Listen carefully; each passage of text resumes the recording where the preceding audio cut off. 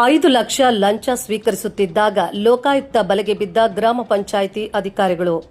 ನರೇಗಾ ಕಾಮಗಾರಿಗಳ 40 ಲಕ್ಷ ಬಿಲ್ ಬಿಡುಗಡೆಗೆ 9,15,000 ಕಮಿಷನ್ ಬೇಡಿಕೆ ಆರೋಪ 4 ಅಧಿಕಾರಿಗಳು ವಶಕ್ಕೆ.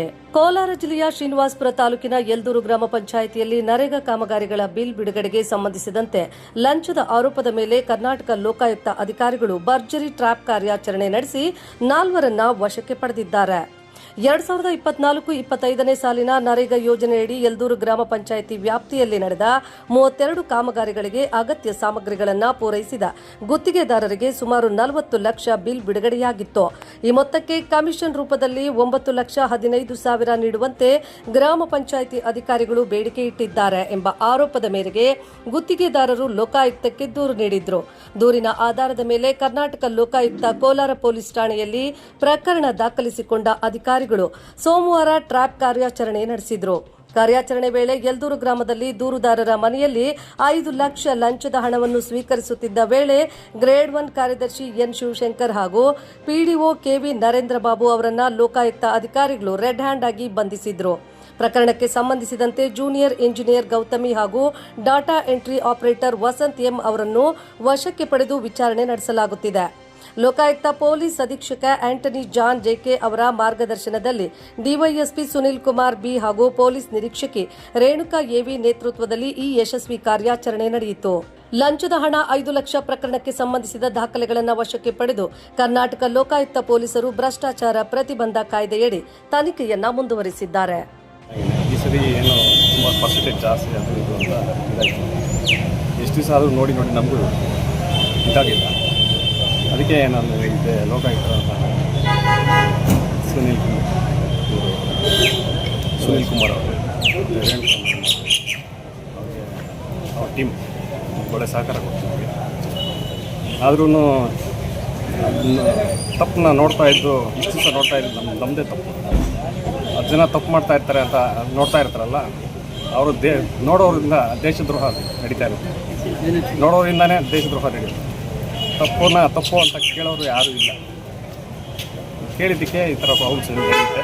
ಪ್ರಾಬ್ಲಮ್ನ ನಾನು ಸ್ವಲ್ಪ ಇದು ಮಾಡೋದಕ್ಕೆ ರೆಡಿ ಇದೆ, ಫೇಸ್ ಮಾಡೋದು. ಸರ್, ಯಾವ ಪಂಚಾಯತಿಗಳಲ್ಲಿ ತಾವು ವೆಂಡರ್ ಆಗಿದ್ದೀರಿ? ಸರ್, ಇಲ್ಲಿ ಇಲ್ಲ ಸರ್, ಒಂದೇ ಪಂಚಾಯತಿ ಎಲ್ಲ ಇದೆ.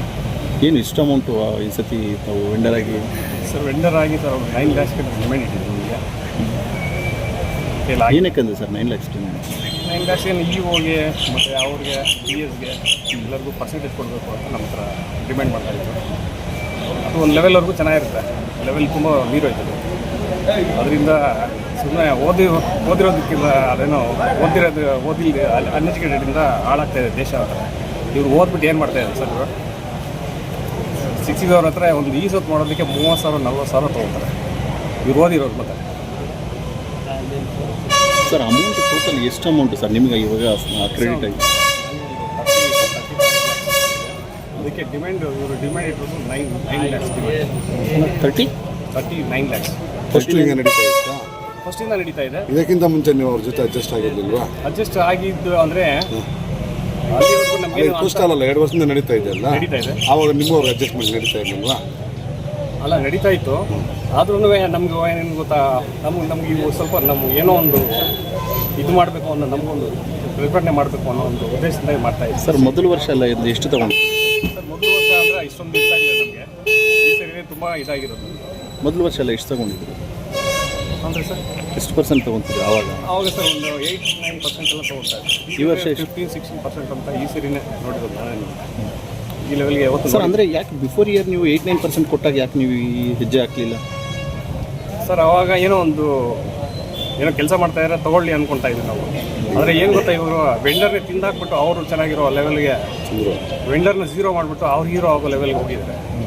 ಅದಕ್ಕೆ ನಾವು ಏನು ಮಾಡೋಣ ಸರ್? ನಾವು ಅಂದರೆ ಬಿಫೋರ್ ಇಯರ್ ನೀವು 8% 9% ಕೊಟ್ಟಿದ್ದು ನಿಮ್ಮದು ತಪ್ಪೇ ಅಲ್ವಾ ಸರ್? ಆವಾಗ ಸರ್ ನಮ್ಮದು ಕೊಡೋದೇನಿಲ್ಲ ಸರ್, ಅವ್ರನ್ನೇ ಹಿಡ್ಕೊಂಡು ಅಮೌಂಟ್ ಅಕೌಂಟಿಗೆ ಬರುವಂಥದ್ದು ತಮಗೆ ತಾನೆ. ಹೌದು ಸರ್. ಅವಾಗೇ ನೀವು ಹೇಳ್ಬೋದಾಗಿತ್ತು. ಹೌದು ಸರ್. ಹೌದು ಸರ್. ಅವಾಗ ಹೇಳ್ಬೋದಾಗಿತ್ತು ಸರ್. ಹೌದು ಸರ್. ಅವಾಗ ನಮಗೆ ಅಷ್ಟು ಆ ಥರ ಇದಿರಲಿಲ್ಲ ನಮಗೆ. ಇವಾಗ ಇದರಲ್ಲಿ ಇರೋ ಪಾತ್ರ ಶಿವಣ್ಣ ಹೇಳ್ತಾ ಇರೋ ಇವು ಇನ್ನಾರು DS ಅಂತ ಯಾರೋ ಗೊತ್ತಿಲ್ಲ, ನಮಗೆ ನೋಡಿಲ್ಲ ಇವು ನಮಗೆ. ಮತ್ತು JE ಗೋಪ್ನಿಯವರು ಅವ್ರ ಪಾತ್ರ ಇದೆ. ಪಾಪ ಇವ್ರು ಹೊಸದಾಗಿ ಬಂದಿರೋದು PDO, ಅವ್ರಿಗೂ ನಮ್ಗೆ ಏನೂ ಸಂಬಂಧ ಇಲ್ಲ. ಇದರಲ್ಲಿ ಅವ್ರ ಪಾತ್ರನೇ ಇಲ್ಲ ಸರ್ ಈ ಬಗ್ಗೆ ಏನಾದರೂ ಪಿ ಡಿ ಅವ್ರು ನಿಮ್ಮ ಹತ್ರ ಏನಾದ್ರು ಮಾತುಕತೆ ಏನಾದರೂ ಮಾಡಿದ್ರೆ? ಸರ್. ಇಲ್ಲ ಸರ್, ನಮಗೆ ಅವ್ರ ಪರಿಚಯನೇ ಇಲ್ಲ. ಯಾರು ಸರ್ ನಿಮ್ಮ ಜೊತೆ? ಆದರೆ ಇದ್ರ ವ್ಯವಹಾರ ಎಲ್ಲ ಯಾರು ಮಾತಾಡಿದ್ರು ಸರ್? ತಪ್ಪೇನಿದೆ ಗೊತ್ತಾ ಸರ್, ಅವರು ಅವ್ರ ಜೊತೆಯಲ್ಲಿ ಬಂದು ದುಡ್ಡು ಎಣಿಸಿದ್ರು, ಅದೇ ತಪ್ಪು ಸರ್. ಅಲ್ಲ ಸರ್, ಇದ್ರ ವ್ಯವಹಾರ ಎಲ್ಲ ಯಾರು ಮಾತಾಡಿದ್ದು ಸರ್? ಅದೆಲ್ಲ ಶಿವಶಂಕರ್ ಅಂತ ನಮ್ಮ ಸೆಕ್ರೆಟರಿಯಲ್ಲಿ ಪಾಪ ಪಿ ಡಿ ಓದೇನು ಪಾತ್ರ ಇಲ್ಲ. ಅವ್ರ ಜೊತೆಯಲ್ಲಿ ಬಂದು ಅವ್ರು ದುಡ್ಡು ಎಣಿಸಿದ್ರು ಅಂತ ಇವಾಗ ಇದಾಗಿದೆ ಅಷ್ಟೇ ಹೊರತು ಅವ್ರದ್ದೇನು ಪಾತ್ರ ಇಲ್ಲ ಸರ್. ಟೋಟಲ್ ಕರಪ್ಷನ್ ನಡೀತಾ ಇದೆ ಎಲ್ಲ ಪಂಚಾಯತಿಗಳಲ್ಲಿ ನಡೀತಾ ಇದೆ. ಇದೊಂದೇ ಅಲ್ಲ, ಎಲ್ಲ ಪಂಚಾಯತಿಗಳು ನಡೀತಾ ಇದೆ. ಇದು ನಾನು ವಿರೋಧಿಸಬೇಕು ಅಂತ ವಿರೋಧಿಸಿದ್ದೀನಿ ಅಲ್ವಾ. ತುಂಬ ಜನ ನೋಡೋರೆ, ಅದನ್ನು ನಿಲ್ಲಿಸೋವಂಥವ್ರು, ಪ್ರತಿಭಟನೆ ಮಾಡೋವಂಥವ್ರು ಯಾರೂ ಇಲ್ಲ. ಸುಮ್ಮನೆ ಇದು ಮಾಡ್ಕೊಂಡು ಹೋಗ್ತಾರೆ. ಓದಿದ್ದೀವಿ ಅಂತಾರೆ. ಓದಿರೋರು ಬುದ್ಧಿ ಹೇಳ್ಬೇಕು, ಓದಿಲ್ಲದೆ ಇರೋರಿಗೆ. ಓದಿರೋರು ಈ ಥರ ಕರೆಕ್ಷನ್ ಮಾಡ್ತಾರೆ. ಇದರಿಂದ ನಾವು ಏನು ನಮ್ಮ ಸೊಸೈಟಿಗೆ ಏನು ಮೆಸೇಜ್ ಕೊಡ್ತಾ ಇದ್ದೀವಿ ಅಂತ ನೀವೇ ಇದು ಮಾಡ್ಕೊಳ್ಳಿ.